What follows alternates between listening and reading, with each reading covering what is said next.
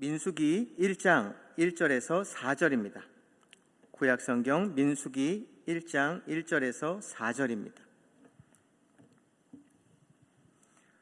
교독하겠습니다. 이스라엘 자손이 애굽 땅에서 나온 후 둘째 해 둘째 달 첫째 날에 여호와께서 시내 광야 회막에서 모세에게 말씀하여 이르시되 너희는 이스라엘 자손의 모든 회 중 각 남자의 수를 그들의 종족과 그들의 가문에 따라 그 명수대로 계수할지니 이스라엘 중 20세 이상으로 싸움에 나아갈 만한 모든 자를 너와 아론은 그 진영별로 계수하되 각 지파의 각 조상의 가문에 우두머리 한 사람씩을 너희와 함께 하게 하라. 아멘.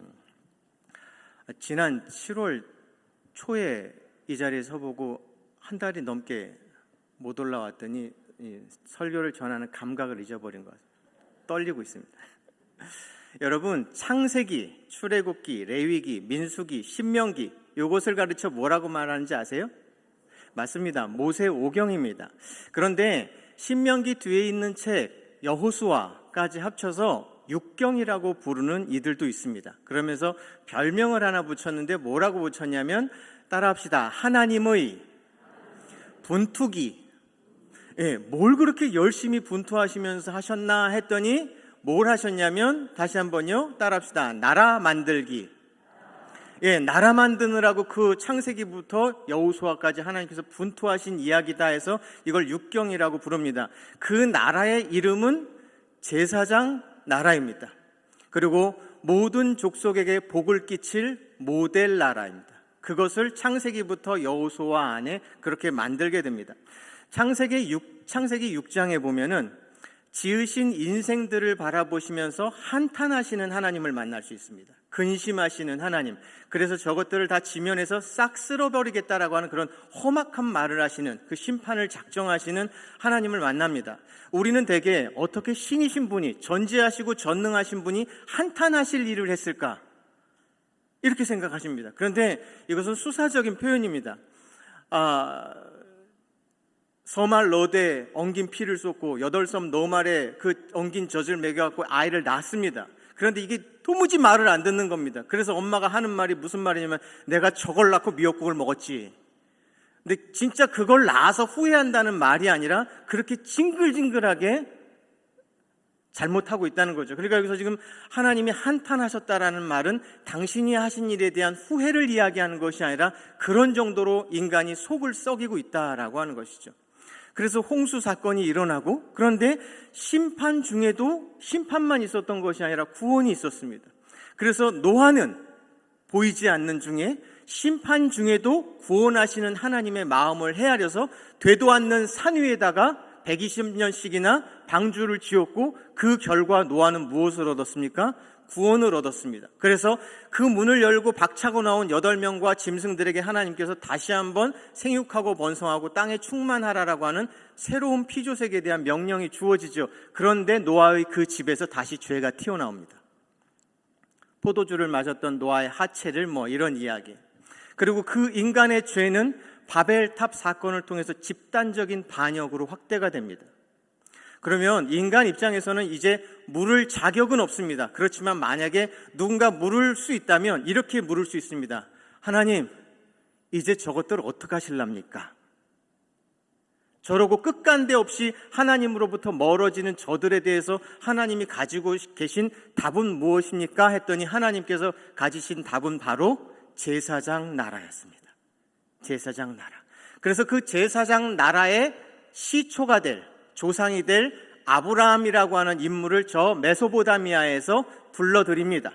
근데 아버지 데라를 따라서 올라오던 애가 어디에서 멈추냐면 하란이라고 하는 곳에서 멈춥니다.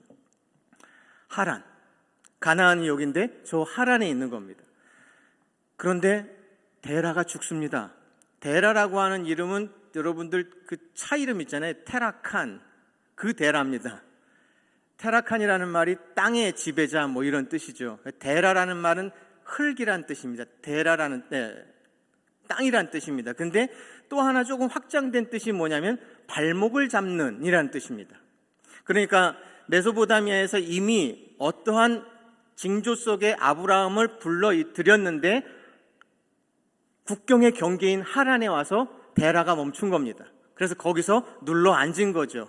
그러니까 아브라함의 발, 아브라함을 불렀던 아브라함의 발목을 누가 붙들고 있었냐면 데라가 붙들고 있었다라고 하는 것으로 짐작해 볼 수 있죠. 그렇게 데라가 죽자 창세기 12장에서 하나님은 너는 너의 친척 본토, 이 말이 바로 12장에서 등장을 하는 것입니다. 그리고 이제 그를 통해서 나라를 만드십니다. 나라를 만들려면 나라의 3요소, 국가의 3요소는 뭐죠? 국민, 주권, 영토. 국민을 만들어야 되는데 국민을 만들려면 이미 아들 한 10쯤은, 딸 10쯤은 낳아놓은 인물을 데리고 왔으면 국민 만들기가 편할 텐데 아무도 없는 아브라함과 사례를 불러들인 겁니다. 그렇게 해서 국민과 주권과 영토를 통해서 제사장 나라를 만드시는 게 바로 이 창세기부터 여호수아기까지입니다. 국민은 어떻게 만드시냐면 아브라함 불러서 출애굽할 때까지 해갖고 국민이 만들어집니다. 대략 200만의 국민이 만들어집니다. 국민이 만들어진 다음에 주권이 필요합니다. 주권은 그 200만이 45일 만에 시내산에 딱 이르러서 시내산에서 하나님과 언약을 맺으면서 하나님께서 율법을 주시고 뭘 지으라고 하시냐면 신혼방을 지으라고 하시는데 그 신혼방이 성막입니다. 성막. 그리고 하나님은 시내산에서 만났던 하나님을 이제 어디서 만날 수 있냐면 성막에서 만날 수 있습니다. 그래서 거기 그 즈음에 쓰여진 레위기는 무엇이냐면 우리 가운데 좌정하신 하나님을 우리가 어떻게 만날 수 있을까? 그리고 200만이라고 하는 어마무시한 숫자들과 내가 저에게 흉기가 아니라 내가 사람다운 사람으로서 어우러져 살 수 있는 방법은 무엇일까 해서 주어진 것이 법, 그게 율법입니다. 여러분, 법은 최소한입니다. 법은 확장해 나가야 되고 확대 해석해 나가야 됩니다. 그러니까 사람이 사람 노릇하면서 수평적으로 이 200만이 어떻게 모델 나라의 백성으로 살아갈지, 그 가운데 좌정하시는 하나님을 우리가 어떻게 만날지를 기록한 것이 바로 레위기입니다. 국민 됐죠? 주권 됐습니다. 이제 뭐 남았습니까? 영토 남았습니다. 땅. 근데 땅은 이미 아브라함하고 약속하셨습니다. 약속의 땅, 가나안이죠. 거기가 이들이 이제 살 땅입니다. 민수기는, 레위기 다음에 쓰여진 민수기는 이 국민이 만들어졌고 주권이 세워진 이 백성이 장차 살 땅인 가나안에 이르기까지 그 광야 여정에서 이루어졌던 에피소드를 기록한 것이 민수기입니다. 그런데 약속의 땅까지 안 들어갑니다. 약속의 땅 코앞인 모압 평지까지 갈 때의 이야기가 민수기이고, 신명기는 거기서 들어가기 직전에 여기서 가데스 바네아에서 못 들어가겠다고 징징거린 1세대는 광야 38년 동안 다 죽었고 두 사람 남았습니다. 갈렙과 여호수아, 모세와 아론마저도 못 들어갔습니다. 그 문턱을. 그러니까 모압 평지에 있는 또다시 이 200만을 이루고 있는 군중들은 시내산에서 받았던 율법과 그 가운데 살았던 하나님의 다스림을 정확히 기억하지 못하는 백성들입니다. 그래서 모세가 여기서 세 차례의 설교를 하면서 과거적 설교, 현재적 설교를 해서 들어가서 너희들은 이렇게 살아야 된다라고 하는 것을 리마인드 시키는 게 바로 신명기입니다. 그러고 나서 이제 드디어 여호수아와 함께 입성해서 땅이 분배되니까 드디어 국민과 주권과 영토가 갖추어져 제사장 나라가 되니까 제사장 나라 만들기, 그 하나님의 분투기가 창세기에서 여호수아까지 이렇게 이루어진 것입니다. 서론입니다. 이제 본론하겠습니다. 이제 오늘 볼 것은 민수기입니다. 민수기는 하나님의 한 가지 명령을 통해 시작됩니다. 그 명령은 따라합시다. 인구조사. 인구조사로 시작이 됩니다. 3절 보시니까 20세 이상으로 싸움에 나아갈 만한 모든 자를 소집하라고 명령하십니다. 자, 계수해 보니까 몇 명 나왔는지 아세요? 찾아보시죠. 민수기 1장 46절입니다. 46절. 계수된 자의 총 계는 얼마입니까? 60만 3,550명입니다. 레이지파 띄어냈고 여자 띄어냈고 아이들 띄어냈으니까 장정만 60만이니까 우리는 줄잡아 신학적으로 그냥 200만이라고 그렇게 헤아리는 것입니다. 여러분, 혹시 이 200만이 되기 전에 430년 전에 애굽으로 야곱이 내려갔을 때 몇 명이 애굽으로 들어가는지 아십니까? 70명입니다. 자막 띄워드리려고 하는데 알고 계셔서 안 띄우겠습니다. 70명이 내려갔습니다. 70명이 내려갔다가 장정만 60만 나왔으니까 8,600배 뛴 겁니다. 여자, 아이들, 레위 지파 다 빼놓고 장정만 8,600배 남긴 장사를 한 겁니다. 이건 원래 어떤 것에서부터 시작이 되었냐면 창세기 한번 띄워주시죠. 창세기 13장 16절과 15장 5절입니다. 여기 보면은 아브라함에게 하나님께서 큰 소리를 떵떵 치십니다. 호언장담이요. 읽어볼까요? 시작. 내가 내 자손이 땅에 티끌 같게 하리니 사람이 땅의 티끌을 능히 셀 수 있을진데 내 자손도 세리라. 15장이요. 시작. 그를 이끌고 밖으로 나아가 이르시되 하늘을 우러러 무뼈를 셀 수 있나 보라. 또 그에게 이르시되 내 자손이 이와 같으리라. 이렇게 아브라함에게 아직 아들 하나 태어나지도 않은 아브라함에게 저렇게 똥똥대고 큰 소리 쳐놓고는 하나님은 열심히 아브라함의 후손들을 만드셔갖고는 몇만 만들어주셨다고요? 200만을 만들어 놓으신 겁니다. 그래서 여기요, 민수기를 시작하면서 인구조사해라 라고, 계수해라 라고 하는 것에는 두 가지 의미가 있습니다. 첫 번째 의미는 이거 전투 편성이거든요. 그러니까 결국 가나안 땅에 들어가서 조직적으로 그들을 깨트릴 수 있는 전투 편제를 한 겁니다. 동시에 이것은 무엇이냐면 아브라함에게 큰 소리 쳤는데 큰 소리 친 거 하나님이 책임지셨어요? 안 주셨어요? 책임지셨다. 그러니까 계수해보라는 말은 뭐냐면 내가 일했니 안 했니? 라고 물어보시는 것이죠. 하나님의 신실하심을 보여주시는 명확한 증거예요. 그러면서 하나님은 성경에는 기록하지 않으셨지만 이렇게 얘기하고 있어요. 따라합시다. 나 약속 지켰다. 이렇게 얘기하시는 거예요. 나 약속 지켰다. 그런데 우리는 그 약속 지킨 장소가 애굽인 게 싫은 겁니다. 애굽인 게 싫은 겁니다. 마지막 부목사 생활 시키시려면 저 사랑의 교회 같은 데나 저 수용로 교회 같은 데나, 대구에서 제일 큰데 어디예요? 거기면 다음 자리 가기도 좀 수월할 것 같은데 경산중앙교회도 아니고. 우리는 이게 싫은 겁니다. 우리는 이게 싫은 겁니다. 200만 만든다, 하늘의 별과 같이 땅의 티끌과 같이 만들겠다 했는데 만드실 거면 거기서. 애굽이 싫은 거죠. 애굽이 싫은 거. 그런데 하나님은 문제될 거 없었던 겁니다. 네가 여기 있어야 네가 너에게 이룰 너의 심상, 목자됨, 사역자됨이 여기 있어야 이루어질 것이 있기 때문에 네 생각보다 내 생각이 더 너의 인생에 있어서 길기 때문에 너는 여기 있어야 된다인 거죠. 근데 전 지금도 싫어요.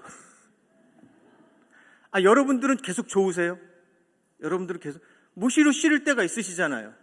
정신 차려갖고 은혜 받을 때는 그렇지, 내 곁에 이분이 계신 거 보니까, 내 곁에 장 목사님이 계신 거 보니까, 내 곁에 김 목사님이 계신 거 보니까, 내가 우리 부장 윤혜옥 집사를 만난 거 보니까, 이렇게 해서 은혜가 차오를 때는 여기 있게 하신 하나님은 정말 똑똑하셔 라고 하다가 여기 싹 화장실 물 내려가듯이 싹 내려가면은 이게 왜 이 인간을 내가 만났냐 이럽니다. 우리는 애굽인 게 싫은 거죠. 광야를 지납니다. 광야가 어떤 땅입니까? 신명기 보면 이렇게 설명했습니다. 광대하고 위험한 광야, 곧 불뱀과 전갈이 있고 물이 없어 간조한 곳입니다. 그런 광야를 지나서 거길 지나는 것도 싫은 거예요. 거기 지나는 것도 싫은 거예요. 저는 맨날 노래를 불렀습니다. 부서 사역하는 것도 싫고 기관 사역하는 것도 싫고 나는 그냥 딱 부목사로 있으면서 설교만 하고 싶어 이랬습니다. 그러니까 가나안 땅 가는 건 좋은데 광야로 가고 싶지 않은 겁니다. 하이웨이로 가고 싶은 겁니다. 딱 그냥 내가 걷고 싶은 길이 있는 겁니다. 그런데 광야인 것도 못마땅해. 그런데 어디로 데려가겠다냐면 가나안 땅이래. 아낙작손이 있고 네피림의 자손들이 있어갖고 기골이 장대해갖고 이런 떡대들이 있는 그걸 깨트려야 된다니까 깨림칙한 거죠. 왜 꼭 가나안이야? 왜 꼭 광야야? 왜 애굽이야? 라고 하는 거죠. 그런데 그 호언장담이 석연치 않은 거예요. 가나안인 것도 깨름칙하고 광야인 것도 못마땅하고. 근데 헤아리면서 60만을 헤아리면서 애굽이었던 것들이 참 아팠는데 굳이 노예로 200만을 만들어갈 게 뭐야? 식모살이로 200만을 만들어갈 게 뭐야? 막노동꾼으로 200만 만들어갈 게 뭐야? 차라리 은행원이나 공무원이나 시청 직원이나 사장이나 이렇게 하면 안 되는 거야 라고 했는데, 그러면서도 헤아려 보니까 거기는 이런 물리적인 이유가 있어서 싫은 것 같은데 그래도 하나님은 문제가 없으셨다라고 하는 것을 헤아리게 되는 거죠. 과거의 애굽의 고통, 현재의 광야의 공허와 허무, 그리고 앞으로 갈 미래의 가나안이 주는 공포와 두려움, 이것에 대해서 이것을 하나하나 헤아려 보면서 약속하신 분이 이걸 그렇게 만들어내셨네 라고 해서 해석의 힘을 갖는 거예요. 100% 클리어하게 해석되지는 않지만 그래도 그렇게 하시마한 것에 대해서 방법이 절차가 나한테 못마땅하게 하지만 답을 내실 분이시기는 확실하다 그래갖고 하나님을 믿는다 안 믿는다, 믿는다 안 믿는다, 그 방법이 좋다 안 좋다, 좋다 안 좋다 이러고 지금 이끌려 가는 겁니다. 인생. 자손에 대한 약속을 이렇게 지키셨는데 땅에 대한 약속은 어떻게 하실 것인가? 계수하라는 말씀은 바로 이 질문의 대답인 것입니다. 광야는 이미 이루신 약속을 붙들고 장차 이루실 약속을 믿으며 걷는 자리입니다. 그래서 그 여정의 필수품은 뭐냐면 하나님을 아는 겁니다. 바르게 아는 겁니다. 그리고 그 알게 된 하나님을 끝까지 한번 믿어보려고 하는 그 안간힘입니다. 그것의 이름을 우리는 믿음이라고 합니다. 알려주신 만큼 그것을 붙들려 있는 것. 왜 애굽일까? 왜 광야이고 왜 가나안이어야 하나에 머물러 있으면 우리는 하나님의 인도하심을 받을 수 없습니다. 왜 장 목사님 만나 했나? 이러면 저는 장 목사님께 배울 게 아무것도 없습니다. 계수하기 전에는 몰랐습니다. 보이지 않았습니다. 작고 장대한 안악자손과 험악한 광야만 크게 보여 낙심하고 원망했습니다. 그런데 헤아려 보니 보입니다. 광야보다 크신, 여긴 따라해 볼까요? 애굽을 사형해 먹으신 하나님. 네. 70명이 애굽에 들어갈 때에 그때 당시에 법이 있었겠습니까? 치안이 있었겠습니까? 그때 당시 자기 부족을 지킬 수 있는 가장 큰 힘은 머릿수였습니다. 머릿수. 그런데 만약에 70명이 1년 만에 80명이 되고 90명이 된다라고 치셔요.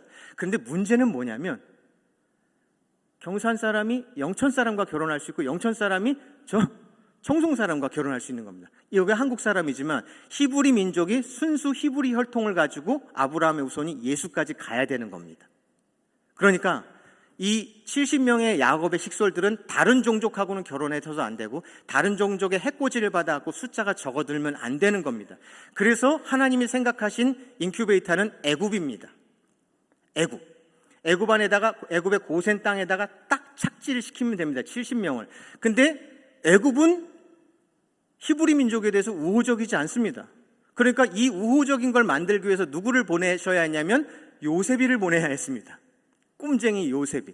근데 요셉이가 가서 그 똑똑함으로 나라를 살린들 애굽 왕이 파라오가 국무총리를 세우겠습니까? 그러니까 국무총리를 세울 수 있는 기반을 뭘 세웠냐면 애굽의 왕조 가운데 셈족, 요셉의 족속, 아브라함의 족속인 셈족의 인간이 애굽의 파라오가 된 겁니다. 그 왕조가 바로 힉속스 왕조입니다. 그러니까 애굽의 혈통으로 왕조를 이루다가 어느 순간 힉소스 왕조가 그 자리 왕권을 찬탈했는데 그 사람이 셈족 계열입니다. 그러니까 뿌리로 올라가 보면 요셉의 조상과 같은 겁니다. 그랬는데 요셉이 왔지 가뭄이 들지 여차저차 해갖고는 요셉은 1인지하 만인지상의 총리에 오르고 계속된 가뭄 끝에서 야곱의 식솔들은 왔어야 합니다. 그래갖고는 고센 땅에 딱 들어갔습니다. 그러니까 야곱의 족속 70명을 해코지하려면 누구를 깨트리고 들어와야 되냐면 애굽 먼저 깨트리고 들어와야 야곱의 70명은 만날 수 있는 겁니다. 그때 당시에 애굽은 제국은 아니었지만 최대 강국이었습니다. 그러니까 일단 안전은 확보가 됐습니다. 두 번째, 그러면 여기서 안전은 확보됐지만 애굽 사람들과 결혼을 하면 어떻게 돼? 이게 불안한 거죠. 그런데 왜 애굽이었냐면 애굽은 아피스, 소가 신입니다. 그런데 히브리 백성들은 소를 키워서 제사도 지내고 잡아먹기도 하는 겁니다. 그러니까 이건 완전 견원지간인 것이죠. 함께 혼례를 거둘 수가 없습니다. 요셉 덕분에 안전은 지키게 돼 있고 신이 다르고 결이 다르기 때문에 얘네들은 통혼이 되지 않습니다. 그래서 요셉이 사는 한, 힉소스 왕조가 구비되는 한까지 최대한 이들은 확장해 나갔고, 요셉을 알지 못하는 왕이 있었어도 이들의 확장됨은 계속 이어져 나갔던 것이죠. 하나님은 이렇게 백성을 만드셨습니다. 애굽은 싫다고 했는데 애굽 아니었으면 통혼이 됐을지도 모릅니다. 똑같이 소 잡아먹고 양 잡아먹으면 무슨 일이 일어났을지 모릅니다. 그런데 거기여야 히브리 종족이 순혈통으로 지켜질 수 있었다라고 하는 것이죠. 그렇게 하나님은 애굽을 사용해 먹으신 겁니다. 나를 두신 곳이 어디든, 그곳이 애굽이든, 가라 하신 곳이 어디든, 그곳이 가나안이든, 걸으라 하신 길이 어디든, 그것이 광야길이든, 그래서 우리에게는 이 상황을 보게 하는 말씀이 필요합니다. 상황을 보게 하는 말씀. 그 눈이 열리지 않으면 의미를 찾지 못해서 원망과 불평 속의 삶을 허비할 것이기 때문입니다. 그래서 구하게 되는 거죠. 하나님, 나를 두신 곳, 이 길의 가치와 이유를 볼 수 있는 말씀을 찾게 하여 주시옵소서. 여러분, 하나님이 세라고 하는 것을 세지 않으면 우리는 다른 것을 세게 돼 있습니다. 하나님이 내 인생에 이렇게 차곡차곡 해놓으신 일에 대해서 그것을 헤아리라 라고 하지 않으면 우리는 다른 것을 헤아리게 돼 있습니다. 5년 반 전에 저는 기장 정관이라고 하는 동네에 개척을 했습니다. 그래서 2년 동안 개척을 했어요. 몇 달이 지나지 않아 한 17명의 성도님들이 오시게 됐어요. 그리고 6개월 동안 초지일관 17명이 되다가 한 분이 떠나셨습니다. 저는 계속 매주일 뭘 쉬었냐면 17이냐 16이냐 다음 주는 18이 안 되겠느냐. 근데 한 분이 떠나셨는데 헌금을 크게 하시는 분이 떠나신 겁니다. 그러니까 저는 또 뭘 헤아리고 있냐면 날짜를 헤아립니다. 월세 낼 날짜를 헤아리고 있습니다.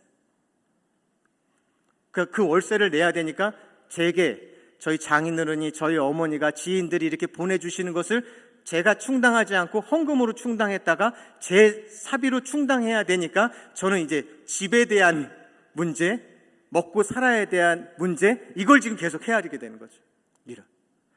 그때 하나님은 내가 뭘 헤아렸으면 그렇게 혼미한 중에 하나님을 잃어버리지 않을 수 있었을까? 저는 지금도 고민이긴 합니다. 그때 난 뭘 헤아리고 살았어야 했을까? 그런데 분명히 우리는 하나님이 헤아리라고 한 것을 헤아리지 않으면 다른 것을 헤아립니다. 성도의 숫자, 월세, 나이가 내가 지금 50이 다 돼가고 있는데 돈은 이렇게 다 떨어져 가는데 저분이 떠나가고 내 월세를 내지 못하니까 난 집을 내놔야 되는데 원망의 숫자를 세고 불평의 숫자를 셉니다. 한 가지만 더 보겠습니다. 3절 보시죠. 3절 다시 한번 읽어주세요. 시작. 이스라엘 중 20세 이상으로 싸움에 나아갈 만한 모든 자를 너와 아론은 그 진영별로 계수하되, 20세 이상으로 싸움에 나아갈 만한 모든 자입니다. 그러니까 광야를 지나 가나안에 이르는 여정이 단순히 장소 이동이 아니라는 말입니다. 여행이 아니란 말입니다. 전투가 있는 행군이라는 뜻입니다. 그런데 20세 이상으로라고 해서 연령의 하한선을 그었습니다. 19세는 안 되는 겁니다. 연령의 하한선은 그었는데 여기 지금 은퇴 연령이 나와 있습니까? 안 나와 있습니까? 안 나와 있습니다. 그럼 광야의 싸움이 무엇이길래 나 85세인데 90인데 나오세요. 쓰세요. 100이 넘었다고 쓰라고요. 도대체 어떤 놈들하고 싸운 게 나 같은 것까지 불러들여? 이거죠. 어떤 싸움이냐면 어르신까지 나와야 되는 싸움입니다. 절박한 싸움인 거죠. 절박한 싸움. 어르신도 나와야 됩니다. 예외 없는 싸움입니다. 내가 지금 암 말기인데 곧 죽을지도 모르는데 죽기 전까지는 싸워야 되는 싸움입니다.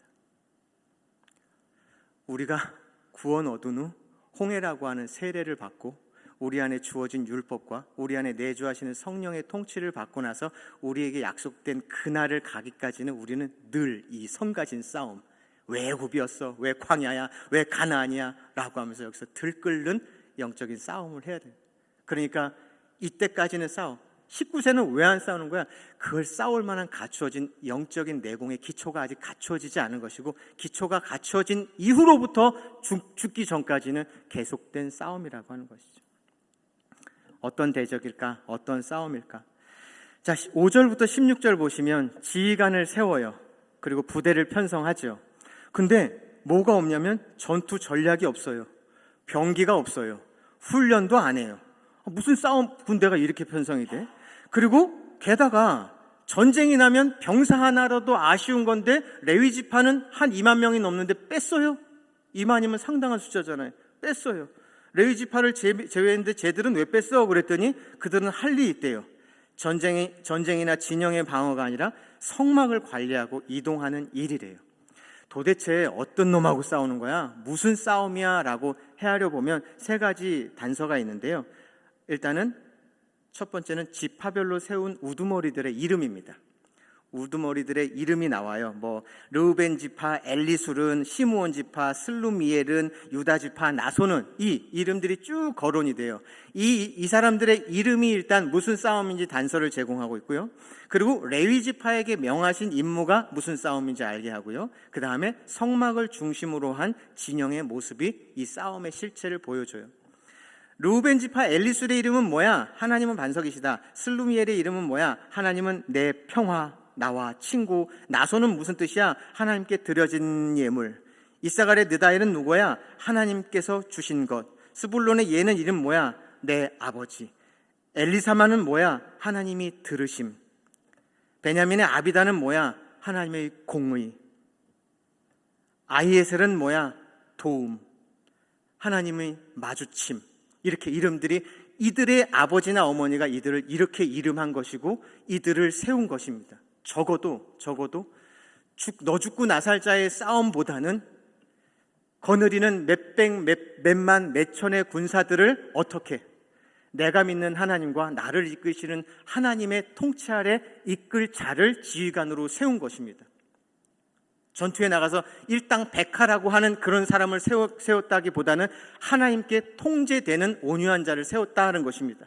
그리고 한 사람이 아까운데 레위 지파를 빼내어서 성소를 지키겠습니다.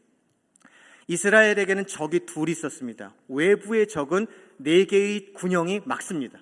4개의 군영이 동서남북이 막습니다. 내부의 적이 한 분이 계십니다.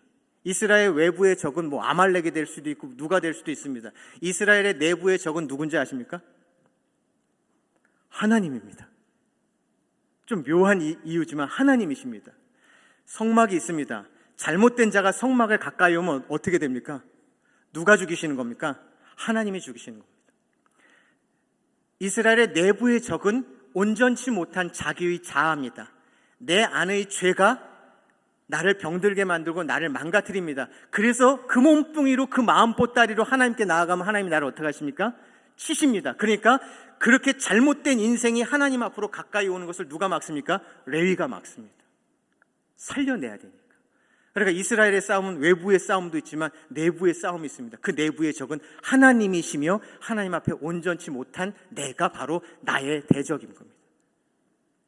인생에 있어서 제일 가장 하기 힘든 일은 뭐냐면 내 마누라하고 사는 일이 아니라 내가 나를 데리고 사는 일이 저는 인생에 있어서 가장 힘듭니다.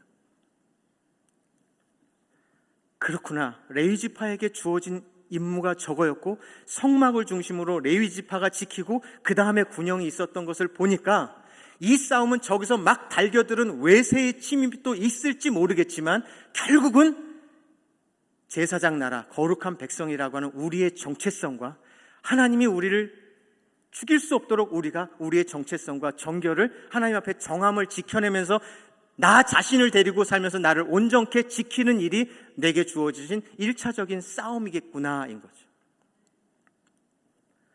적들과 맞서 싸움이라기보다는 하나님과의 바른 관계 속에서 내게 주어진 거룩한 백성으로서의 정체성과 정결을 지키는 싸움이 될 겁니다. 그래서 광야의 성패는 하나님의 임재와 동행이고 우리의 전심 어린 거룩과 정결에 달려 있는 것이죠. 이 싸움이 이렇게 있는 것입니다. 이런 구도로 민수기를 읽어 나가시면 여러분이 걷고 있는 이 길, 여러분을 만드셨던 애굽, 여러분이 걷고 있는 광야, 그리고 여러분에게 목적되어 있는 가나안, 그 속에서 여러분들의 안팎의 유혹과 시련, 그리고 내 안에서 내가 가장 나의 대적이 되는 그것들에 대한 싸움을 어떻게 이겨나갈 것인가, 답이 되시는 분이 누구시고 그렇게 두신 레위 지파. 매주 담임 목사님께서 여기서 왜 여러분에게 영적인 가르침으로 여러분들을 탁탁 찔러 대시겠어요?